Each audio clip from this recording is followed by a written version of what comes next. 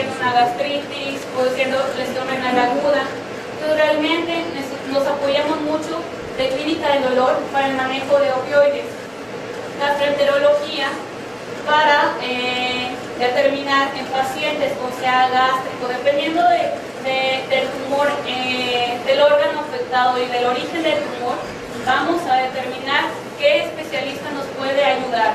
En este caso, gastroenterología, pacientes con cáncer de esófago o pacientes con cáncer gástrico, pues nos podemos apoyar en endoscopías, diagnósticos por endoscopía, paliación digestiva por medio de colocaciones de stent, también paliación de la hemorragia de tubo digestivo provocada por el mismo tumor, nefrología, pues pacientes, se me ocurre un ejemplo, pacientes con carcinoma cervicouterino, en los que tienen enfermedad localmente avanzada, pues realmente provoca obstrucción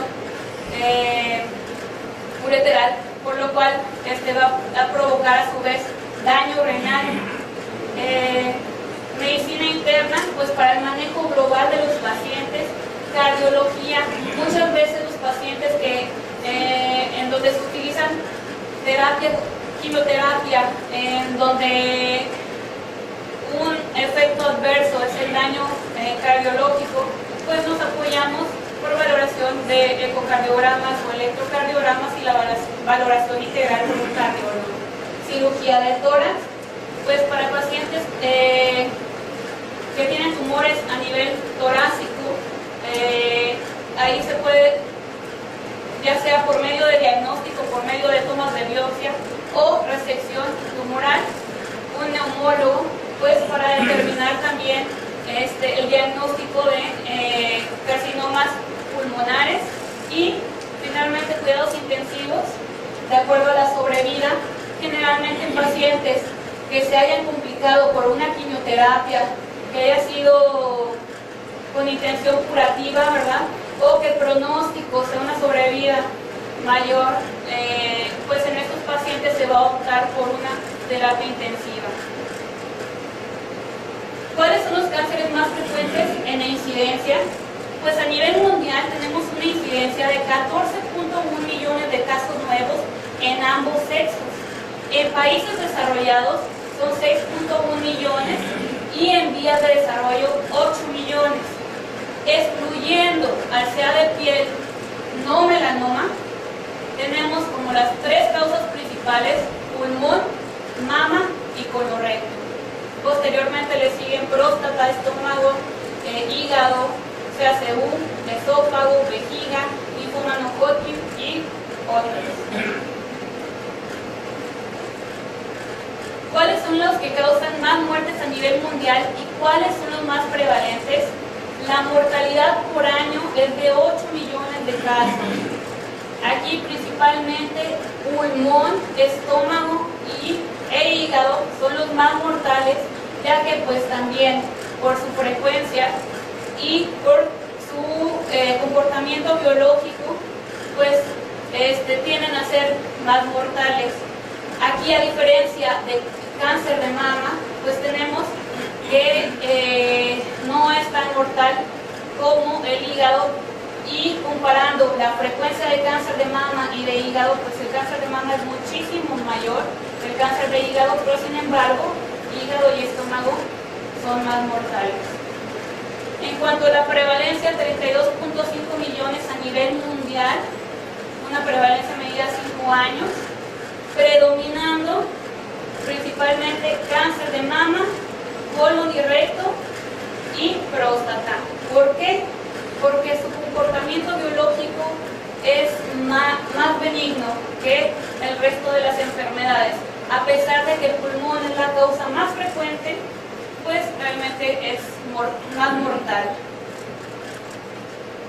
Tomando en cuenta que alrededor del mundo son 7.300 millones de personas, globalmente 1 en 5 hombres y 1 en 6 mujeres van a desarrollar cáncer antes de los 75 años.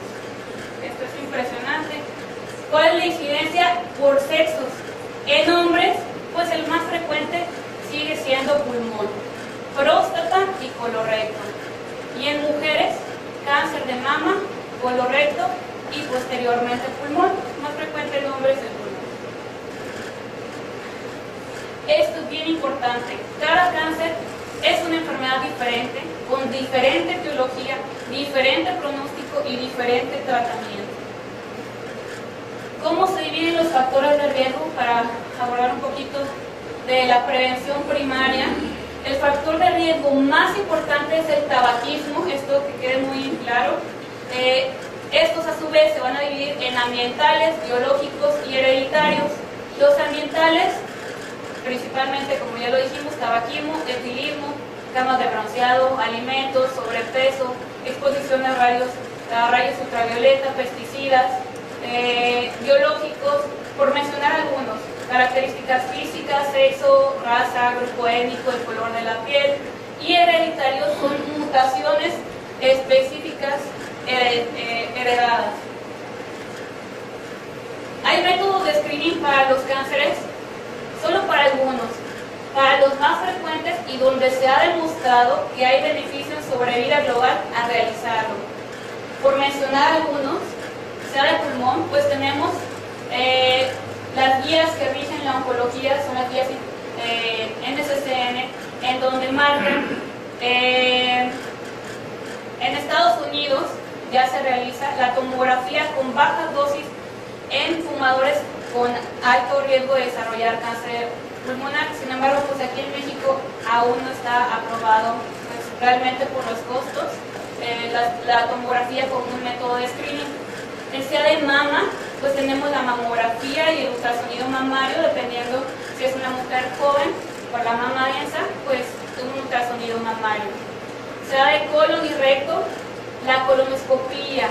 Ya las guías internacionales marcan que un paciente con factores de alto riesgo desde el diagnóstico, que tenga historia de pólipo adenomatoso o un pólipo sésil, un síndrome de Lynch o una enfermedad inflamatoria, aquí se debe de realizar una colonoscopía desde el diagnóstico y posteriormente realizarla dependiendo del factor de riesgo, ya sea de cada 2 años o a 5 años. O en personas con riesgo promedio, se recomienda hacer una sigmoidoscopía a partir de los 50 años, cada 10 años. Eso ya es imperativo según las guías internacionales. El sea de próstata, pues tenemos el antígeno prostático específico y el tacto rectal, y en CACU el Papa Nicolau. ¿Cuáles son las manifestaciones clínicas más frecuentes? Por mencionar algunas, es un panorama muy general, ¿verdad? El sea de pulmón, pues tenemos características específicas como la tos crónica, hemoptisis, disnea, dolor torácico. El sea de mama, pues alteraciones a nivel de la glándula mamaria, eritema en piel, nódulo palpable, reflexión del pezón. Sea de próstata, realmente este paciente no va a dar síntomas hasta que ya esté metastásico a distancia. Sea de colon y recto, cambio en el hábito intestinal, hematoquesia, síndrome anémico, dependiendo de qué colon sea derecho o izquierdo, sea gástrico, hematonesis, dolor abdominal y dispepsia. ¿Qué utilidad tienen los marcadores tumorales actualmente? Pues solo son de seguimiento, no son diagnósticos, solo exclusivamente para tumores germinales y hepatocarcinoma podemos considerarlos diagnósticos. De ahí en fuera, todos los demás son solo para seguimiento y tomamos un basal desde el diagnóstico y posteriormente, si desde el basal no ha ido elevando, no hay necesidad de volver a tomar un marcador tumoral. Sea 125, principalmente para sea endometrio, trompas de falopio, ovario, sea 15-3 para mama, carcinoma embrionario para colon y recto y mama, sea 19-9 para colon, vías biliares y páncreas, beta coriónica para enfermedad orfolástica gestacional, tumor germinal mixto de testículo y ovario, alfa-fetoproteína para germinal mixto, para hepatocarcinoma, la alfa-fetoproteína ya es diagnóstica si tenemos un alfa-fetoproteína mayor de 500 microgramos por litro en pacientes con alto riesgo que se haya demostrado con un estudio de imagen una lesión en hígado, y el antígeno prostático para próstata. ¿Qué es más importante en la oncología? Para un oncólogo es indiscutible la etapificación. Eso es lo más importante. ¿Por qué? Porque nos va a determinar tratamiento y nos va a determinar pronóstico.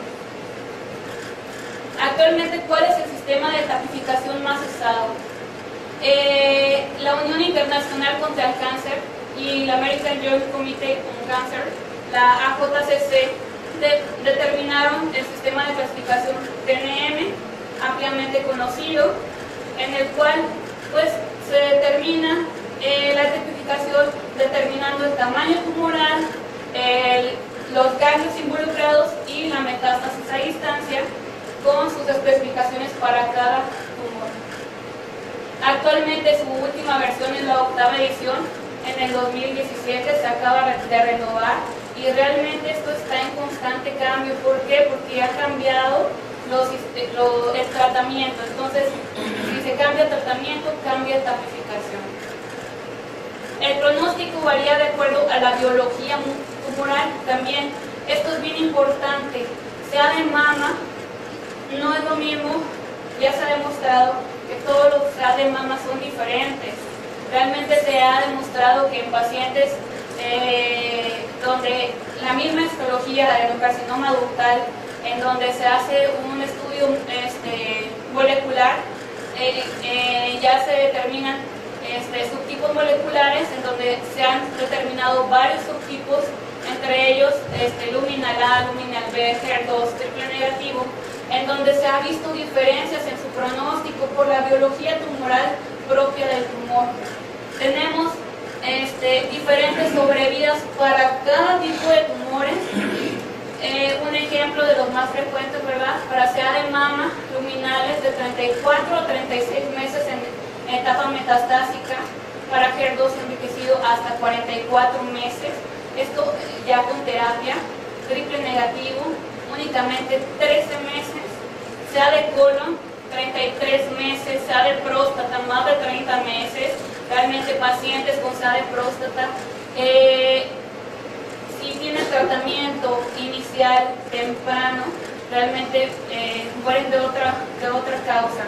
SEA gástrico, con la mejor terapia, 16 meses. SEA de pulmón, células pequeñas, 13 meses. SEA de pulmón, células no pequeñas, con la mejor terapia, 25 meses, la que existe actualmente. Y SEA de páncreas, alrededor de 16 meses, con la mejor terapia. Objetivos primordiales en la oncología. El objetivo primordial por excelencia es la sobrevida global. ¿Cuánto va a vivir el paciente después del diagnóstico con la terapia? Desde el diagnóstico hasta la muerte. Sobrevida libre de enfermedad. Diagnóstico hasta la primera recurrencia. Esto es cuando un paciente ya recibió tratamiento radical y volvió la enfermedad. Sobrevida libre de recurrencia loco regional, como su nombre lo dice, la recaída únicamente a nivel local y ganglios regionales.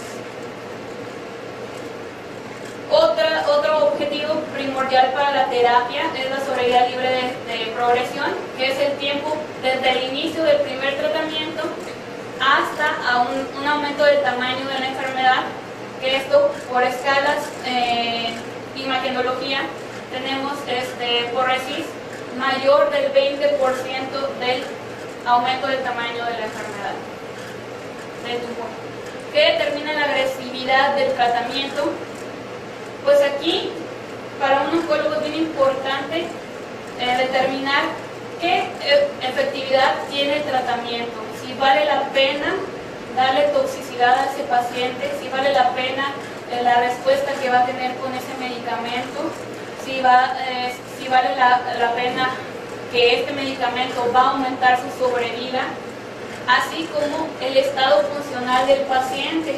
No es lo mismo un paciente que tengamos ya realmente postrado en cama, realmente este paciente no es candidato a recibir tratamiento agresivo.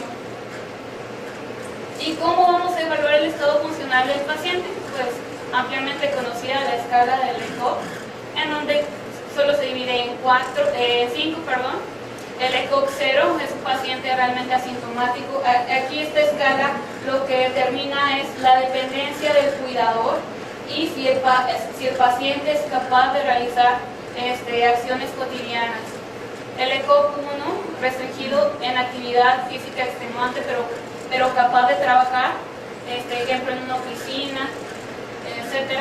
ECOG 2, ambulatorio y capaz de autocuidado.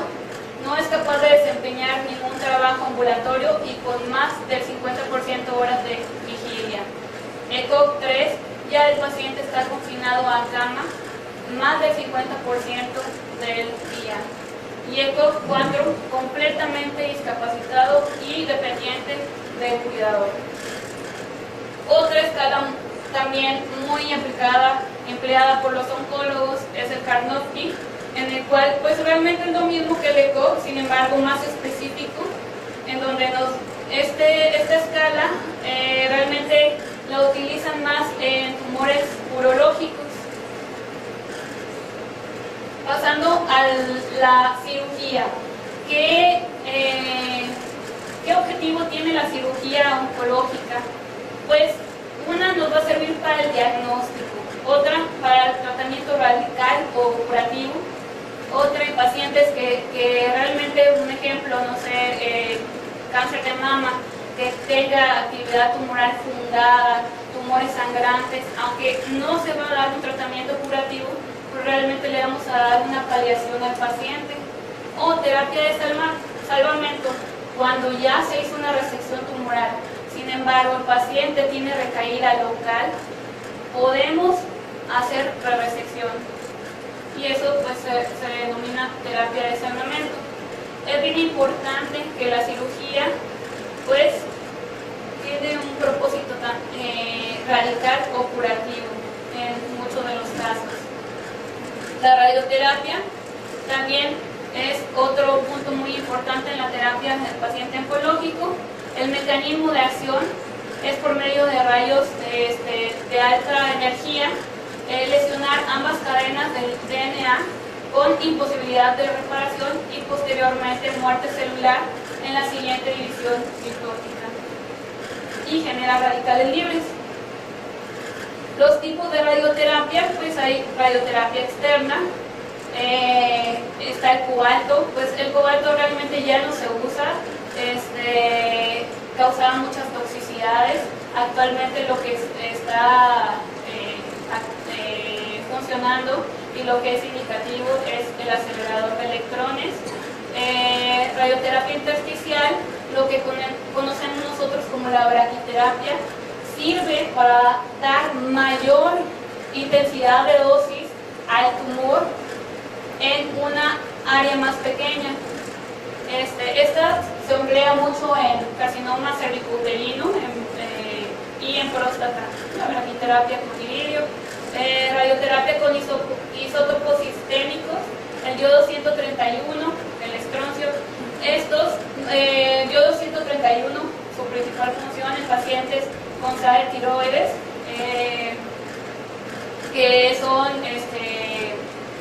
que captan yodo por medio del gamagrama. Objetivos de radioterapia, pues también tiene una parte objetivo radical. En pacientes con enfermedad metastásica también se pueden paliar, principalmente pacientes que tienen actividad del sistema nervioso, pacientes que tienen enfermedad metastásica a hueso, metástasis óseas dolorosas, se pueden paliar con radioterapia. Y pasando a la oncología médica, pues tenemos varios objetivos de la quimioterapia, que son la neoadyuvancia, inducción, adyuvancia, curación y paliación. Neoadyuvancia, el concepto es que esta terapia que le vamos a dar al paciente, vamos a tratar de reducir lo más que podamos el tumor, la carga tumoral. Un ejemplo, en cáncer de mama, incluso podemos hacer una cirugía preservadora de la mama. También valoramos la eficacia del tratamiento in vivo, disminuimos la micrometástasis y finalmente el paciente va a recibir un tratamiento radical y se va a curar. La quimioterapia de inducción también es antes del tratamiento radical, pero aquí no sabemos si el paciente se va a curar. Esa es la diferencia con la neoadyuvancia. La adyuvancia es posterior al tratamiento radical, es decir, posterior a la cirugía. Cuando damos quimioterapia adyuvante es porque el paciente tiene alto riesgo de recaída. Entonces, lo que eliminamos es micrometástasis, alguna célula que anda en el torrente sanguíneo aún posterior al tratamiento curativo. La curación, la quimioterapia únicamente cura en tumores germinales, ya sea ovario, testículo y en enfermedad trofoblástica.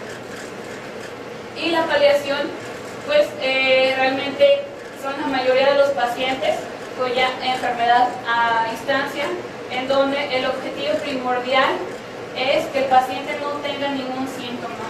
Los objetivos secundarios en un paciente con enfermedad a instancia pues ya van a ser aumento de la sobrevida, aumento de la sobrevida libre de progresión. Pero en primera instancia lo que nos importa es que el paciente no tenga ningún síntoma. ¿Cómo se mide la respuesta al tratamiento en oncología? El sistema de evaluación más utilizado actualmente es el RECIST 1.1. ¿Qué es esto? Bueno, realizamos un estudio tomográfico en donde tomamos como basal el estudio inicial y posteriormente, de acuerdo a la biología tumoral, pues vamos a determinar cada 4 o cada 6 meses, dependiendo de la biología del tumor, la respuesta. Respuesta completa quiere decir que desaparecieron todas las lesiones. Respuesta parcial, que por lo menos hubo una disminución del 30% de la suma de los diámetros de las lesiones diana, o las lesiones principales, las más grandes. Enfermedad progresiva, por lo menos un aumento del 20% en la suma de los diámetros. Además del aumento relativo del 20%, también debe demostrar un aumento absoluto de al menos 5 milímetros.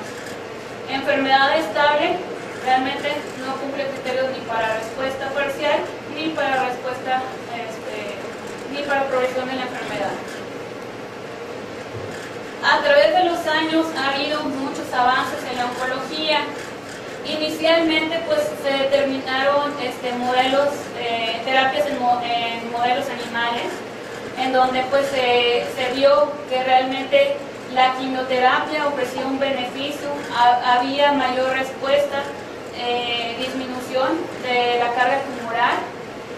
Posteriormente, a mediados de 1930, 1935, se desarrollaron ya quimioterapias, principalmente las iniciales fueron para linfomas, las mustasas nitrogenadas. Posteriormente se incluyeron todas las demás quimioterapias, quimioterapias antifolatos, teopurinas, metrotexate para coriocarcinoma, 5-fluoracilo en el año de 1957. En el año de 1960 se descubrió el concepto de cura de la enfermedad. Antes de esto no había cura de la enfermedad. Y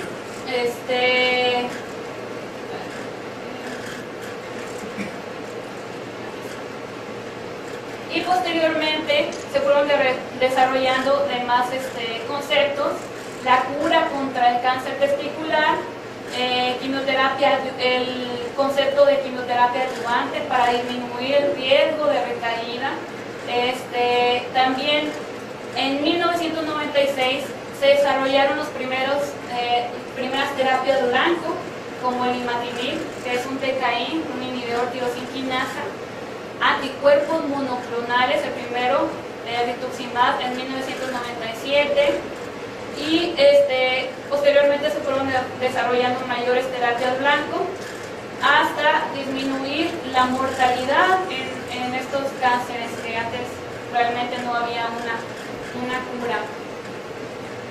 Actualmente lo que ahorita está como de moda en la oncología es la inmunoterapia.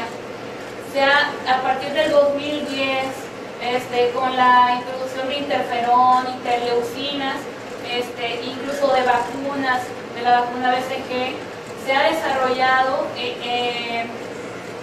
han desarrollado mayores terapias que producen un estímulo en el sistema inmunológico a fin de combatir el cáncer.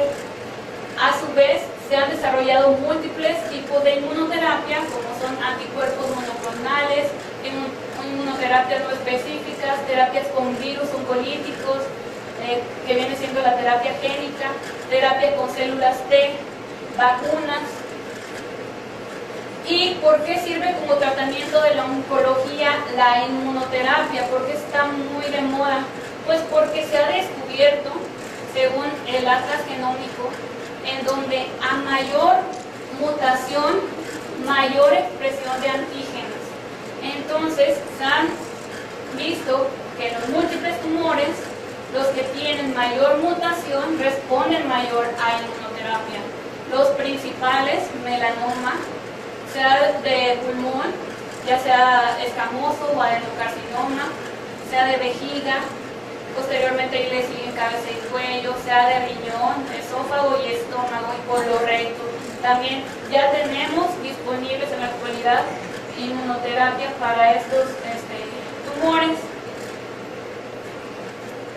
Ahora lo que está muy de moda son los blancos terapéuticos por los inhibidores checkpoint, que son los puntos de control a nivel inmunológico. Estos se han visto principalmente como terapia blanco, el PD1, PDL1 y CTLA4. A nivel de los ganglios linfáticos, la célula presentadora, que por excelencia es la célula dendrítica, presenta el antígeno a la célula T, y en la célula T, en la superficie, hay una proteína transmembranal, que es la CTLA4, en la cual es un freno. ¿Para qué? Para que no se desarrolle la respuesta inmunológica. Si nosotros introducimos un anticuerpo dirigido para CTLA4, entonces no hay ese freno y se desencadena la respuesta tumoral, la respuesta inmunológica contra el tumor. Hay otra fase que es la efectora, que también cuando la célula T reconoce a la célula maligna, también hay otro freno que es el PD1, ya sea en la célula T o en la célula maligna, el PDL1. Si tenemos anticuerpos como el pembrolizumab, nivolumab, anticuerpos anti-PD1 o PDL1 como el atezolizumab, pues realmente aquí inhibimos el freno y echamos a andar la respuesta inmune contra el cáncer. ¿Y por qué ha tenido mucho impacto la inmunoterapia? Pues porque los tumores que previamente no respondían a la quimioterapia, como melanoma, riñón, realmente los pacientes morían al corto tiempo. Entonces, realmente las tasas de respuesta con una quimioterapia para melanoma en enfermedad metastásica son menores del 20%.